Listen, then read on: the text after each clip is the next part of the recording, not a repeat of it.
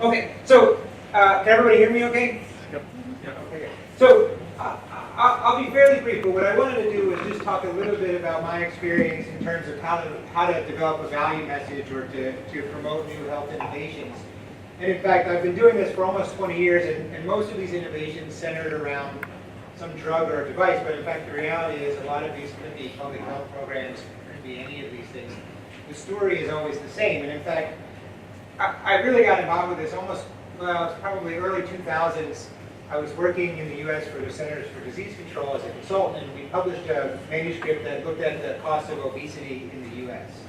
It's a big number, got a lot of attention in the media, and then I started to get phone calls, first from Sanofi of Venice. And in fact, some of you may remember they had what was going to be a multi-billion-dollar blockbuster drug called Rimonabant, or Complia in Europe.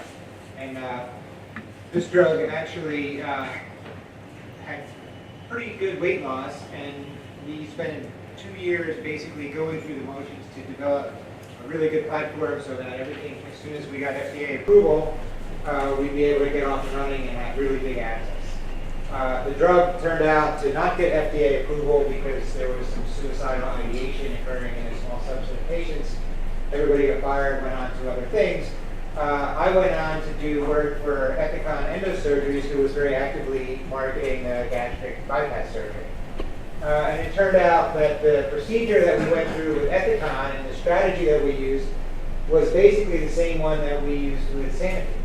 And then I went on and I did a lot of work for Allergan, working on their gastric band, and then more recently with Contrave and Arena and Takeda around their obesity drugs. And what I found, so I did have to change the word obesity to diabetes on my slides, but the reality is the story is always the same.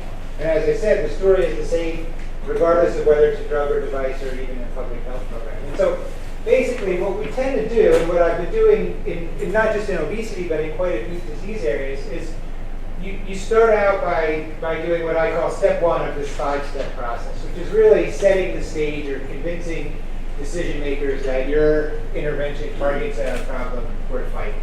Right? You have to do that. And I'll talk a little bit about each of these steps in more detail in subsequent slides. But step 2 basically is showing value. Right? What do you have to bring to the table, and can you do it in a convincing way? And then, of course, you have to make an economic argument because money is tight.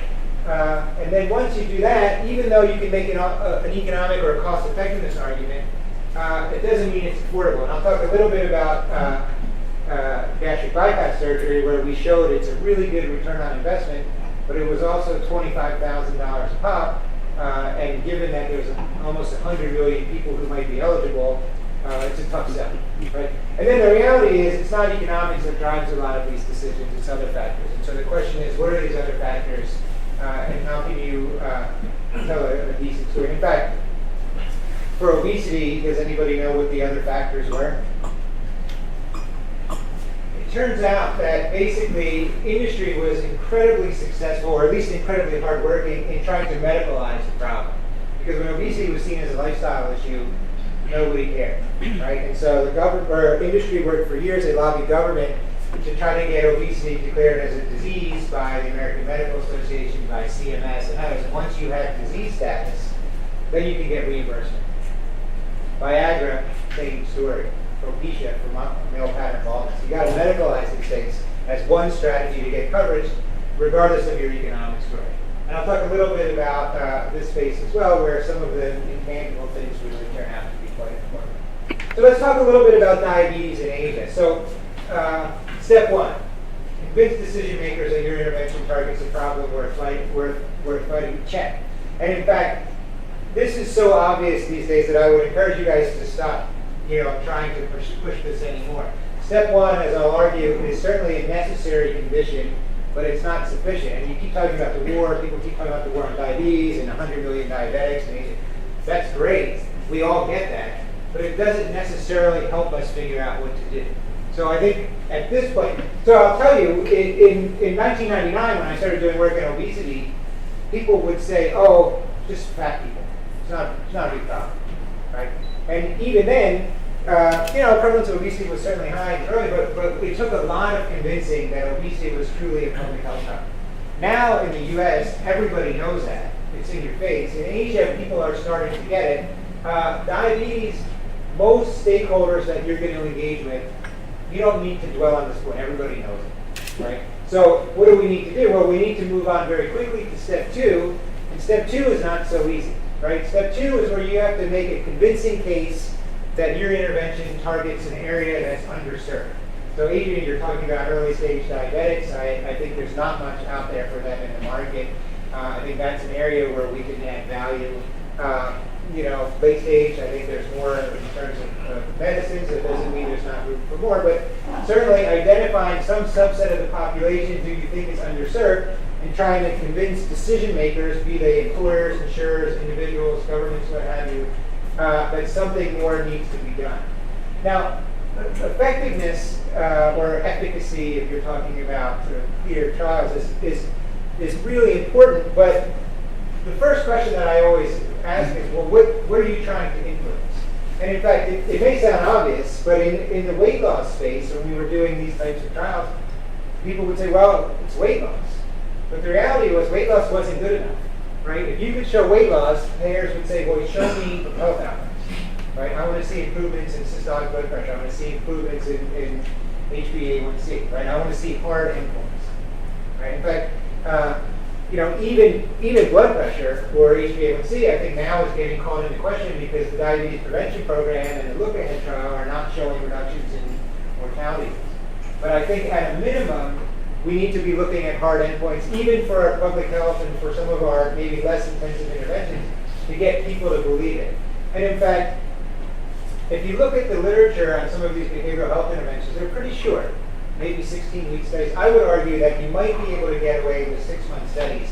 But if you don't have longer-term follow-up, few people are going to believe it. And in fact, in the weight loss where we know that 6 months isn't interesting because by 12 months everybody gains the weight back.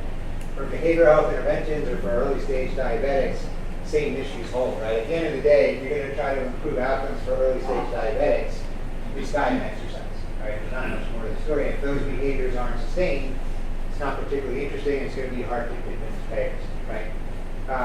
Habit formation or staying power is really important. Now, one thing that I always recommend is, at this point in the conversation or at this point in your value proposition, don't talk about costs or cost savings or return on investment or net value or anything. You really have to make a convincing story about effectiveness. And I would argue that we've gone into endless work in looking at step 1 and showing the problem. And if you really look at step 2, we're very, very weak, across the board weak. And I think that's a challenge, and that's where we need to put more evidence. Now, the evidence doesn't have to be perfect, and in fact, the reality is that in drug trials, the gold standard is the randomized control trial. In fact, we always look for RCTs. In the behavioral health world, or even in the digital world, and I would argue in the device world, we don't need to do an RCT every time we want to show value. Right? And I think we can do some pretty good studies taking advantage of non-randomized case control studies, pre-post studies, single-arm pilot studies. So I think RCTs are hard, they're expensive, they're labor intensive.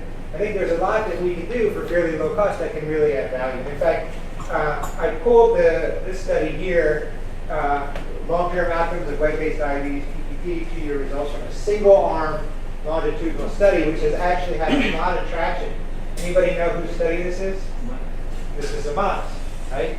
Amada has made incredible traction with what I would argue very, very weak scientific evidence. But the reality is you're not trying to convince scientists, right? You're trying to convince payers. And the bar for payers is much different.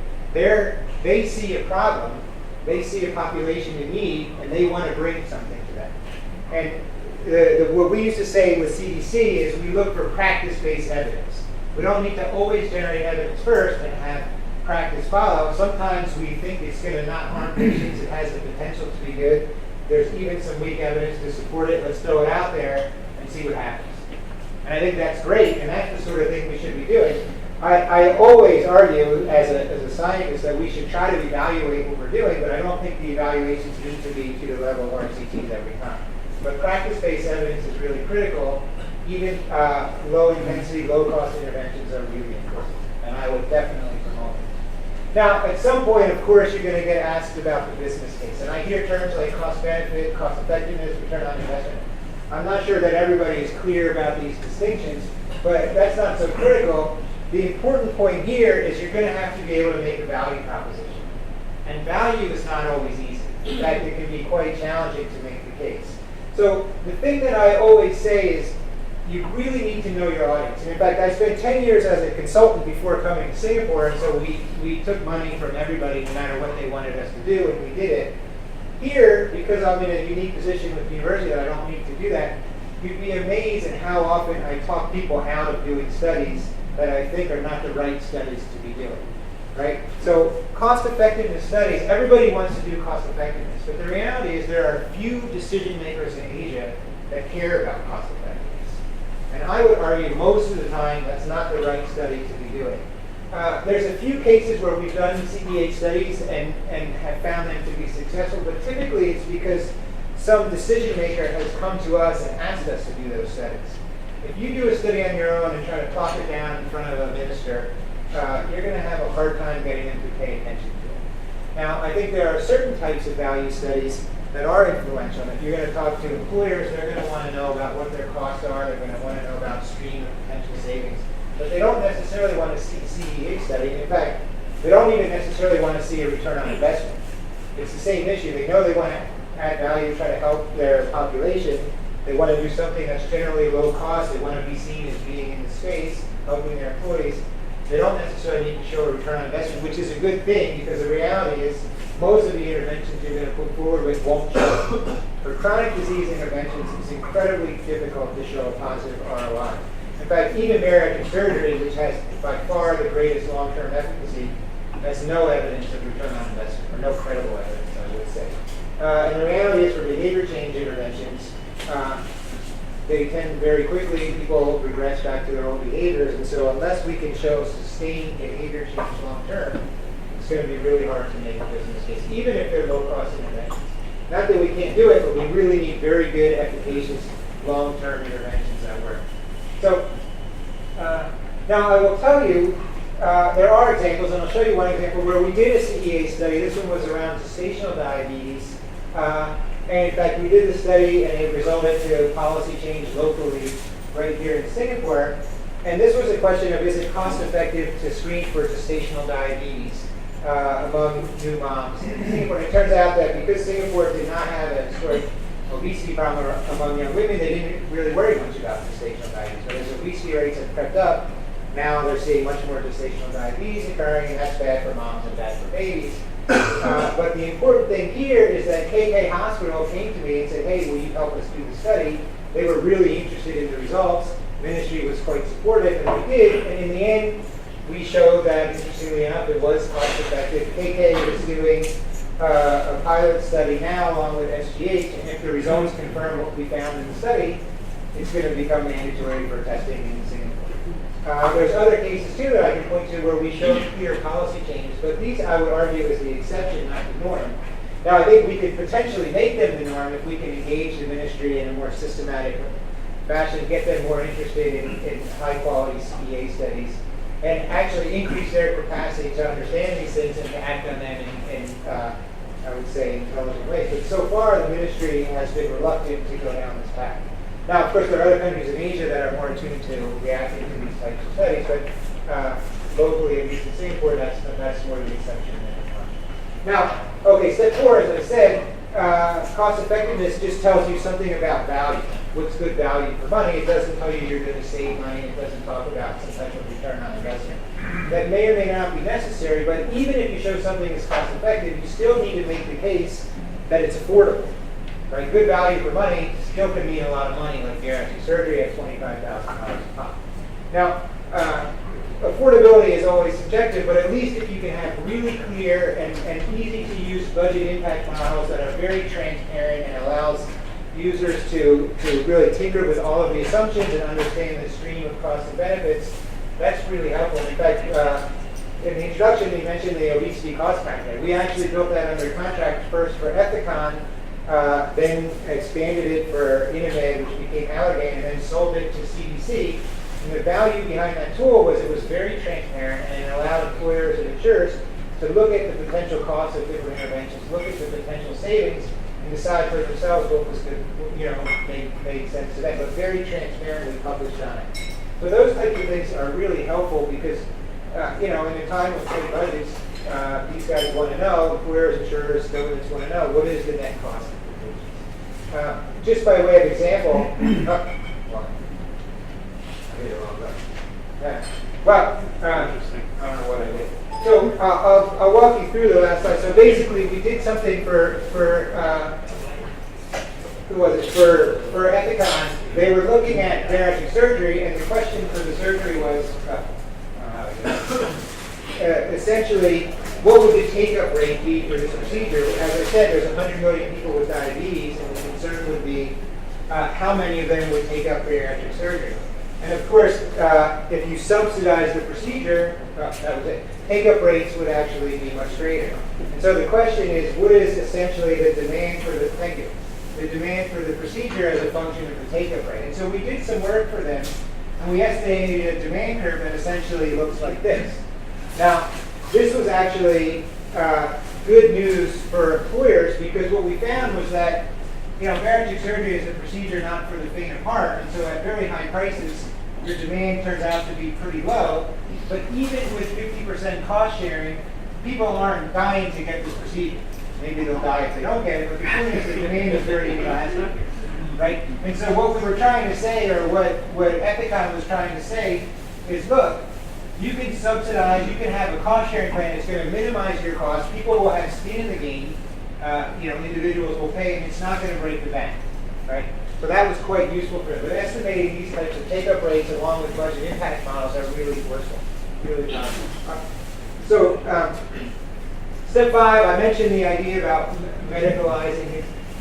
Basically, the point here is, economics is important, health technology assessment is important, but it's not everything.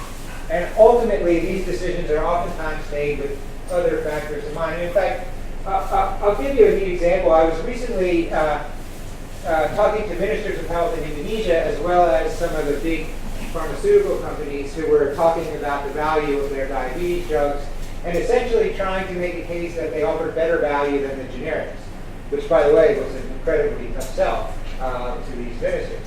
And, they're talking about their trials and how they have all this great data, and the Minister of Health, he sort of shakes his head and he says, look, don't talk to me about clinical trial results until you can get me clinical trial type outcomes in my community. And the point he was making was that people in Indonesia have such bad medication adherence that they never see the benefits that come out of the trials. And so he said, if you can come back and you can show me that people will take your drugs at high rates, right? So very low rates of non-adherence, then we can talk. Right? So how are you going to come to the table and do better than the generics and be able to make a better value proposition? So basically challenging these companies to come up with apps or other technologies that are going to keep their population from losing the benefits of these drugs. And I think that's where, I'll sort of conclude here, but the challenge is that just making a successful product isn't enough. Right? You have to get that successful product immersed in the market in a way that's going to offer maximum benefit and really have a value proposition for patients to take the drug, for payers to pay for the drug, and for those who supply the drugs to be able to do so competitively and not at a loss. So all that needs to come together for this to work. Now I'll summarize by saying I think, as I said, I think health technology and doing this type of exercise has a lot of value, helps you get through that process. Each step needs to be tailored to the product, to the stakeholders in question, but if you can do it, pull it off and bring products to market that really add value, this will help. But just bringing those products is not sufficient. So I'll stop there and I'll be around. I'm happy to take questions now or later.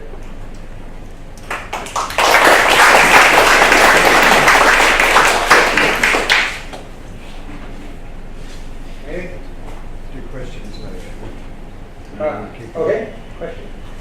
Hi, I'm Kim from Bloomberg. Just a question on, have you seen a difference between generically developed and non-developing markets on what they focus on in terms of ROI or impact to diabetes? So for example, let's just say in the US, you might focus on reduced hospitalization.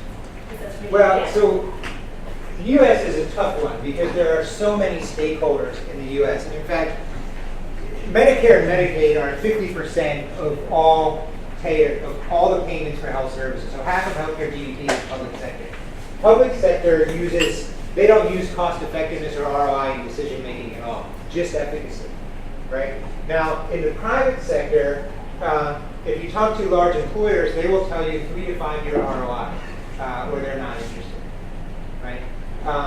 I think it depends, but basically, in order to get employers excited in the U.S., it's about a 3 to 5 year ROI. I think in Asia, my general sense is that discussion hasn't even really happened in a systematic way. I think we're sort of still at step 1 and step 2. We're not at a point where we can really make a compelling case to talk about ROI. Because I'm not familiar with any story. What have you seen that's interesting in the years? That's interesting because, so I think you can start to make a case about the non-medical costs of rising rates of chronic disease. They're starting to pay attention to things like absenteeism and reduced productivity and job turnover. I think in the U.S., when I started in doing this work in chronic disease in 99, 2000, nobody seemed to pay any attention to that. By the time I left in 2009, that was all people were talking about. And in fact, we were publishing papers on how much can you reduce presenteeism with bariatric surgery, with some of these other conditions. And in fact, now, when I talk to the Health Promotion Board and Ministry of Health, they're interested in hearing more about those arguments because that's a case where sort of industry and government's interests are aligned. Industry and government both want to convince employers to do more to prevent chronic disease. And so these the reality is in the U.S., the private sector still pays for half of medical costs. Like in Singapore, MediShield and these are individuals, so it's harder to make a medical case about cost to get employers excited because they don't really pay those costs. So you have to think about the sort of, it's going to influence productivity, it's going to influence profitability, it's going to influence your ability to hire and retain staff. Those things are starting to I've got one that might be slightly controversial because kind of departing away from the whole pharmaceutical health tech approach to it, but just wondered what your thoughts are on applying the 5-step framework to trying to actually change policy around the way the food we eat is structured. I mean, I don't think it's any coincidence that the moment we started declaring war on cholesterol that we replaced it with the sugars and carbs and the diets and we're bombarded with it. Yeah, sure. Wondering what your thoughts are. Well, so politics in Asia is something I wouldn't begin to understand. But in the U.S., policy is essentially made by policymakers who are voted in by people, and so the way to make those things happen is to try to get individuals interested enough to sort of push these things through. In fact, this is a very long conversation, but it took 25 years in tobacco legislation, for example, to get tobacco taxes in. And in fact, in my state of North Carolina, we were one of the last states to outlaw smoking in the hospital. It wasn't that long ago. You could just walk down the hospital.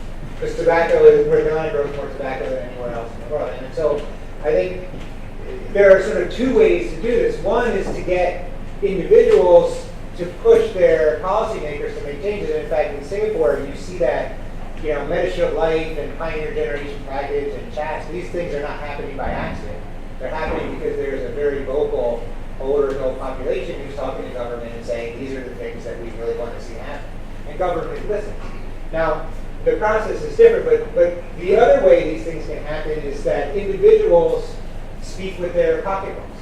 So, for example, as I said, North Carolina actually was the last state also to go smoke-free in bars, right? So you could smoke now you can't smoke at any bar in North Carolina, but before you could. But individuals were starting to say, hey, I don't like smoky bars, and so you started to see bars open up that were smoke-free, and the market was solving this problem. So for instance, Subway, for example, labels healthy food content because they know people want to do that. In fact, New York City, for example, removed trans fats before the legislation required it. McDonald's recently has announced changes. So I think, if you can educate the public enough, they'll start to make these changes, or they'll work with policymakers to make it happen. But it's a long process. Can we stop at that point? Yeah. Because we're already quite late. I'm around, so I'm happy to do that. Thank you.